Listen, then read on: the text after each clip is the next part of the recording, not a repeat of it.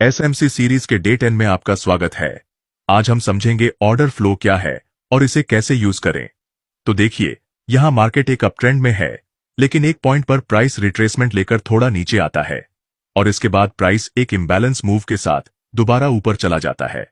अब इस imbalance move के पहले की जो रिट्रेसमेंट एरिया होती है, उसे हम ऊपर से नीचे तक एक कंप्लीट जोन के रूप में मार्क करेंगे, जिसे हम ऑर्डर फ्लो एरिया बोलते हैं। और ये जोन इसलिए इंपॉर्टेंट है क्योंकि इतना बड़ा मूव कोई रिटेल ट्रेडर की वजह से नहीं आ सकता, यानी इसके पीछे स्मार्ट मनी के बड़े ऑर्डर्स का इन्वॉल्वमेंट होता है, जो हमें बताता है कि यहां पर हैवी अमाउंट के ऑर्डर प्लेस किए गए हैं। अब इसमें एंट्री लेने के लिए हमें देखना होगा कि क्या उस जोन के अंदर एक फेयर वैल्यू गैप है या नहीं।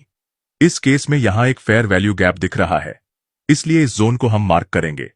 और उसके बाद अगर कभी प्राइस रिट्रेस करके इस फेयर वैल्यू गैप के पास आकर एक बुलिश प्राइस एक्शन बनाता है, तो हम इस ऑर्डर फ्लो के नीचे अपना स्टॉप लॉस रखकर एक लॉन्ग ट्रेड में एंट्री ले सकते हैं। लेकिन ध्यान रहे, ऑर्डर फ्लो सिर्फ एक बार ही इफेक्टिवली काम करता है, और अगर प्राइस एक बार टैप करने के बाद फिर से वापस उस जोन में आता है, तो उसका इंपैक्ट कम हो जाता है।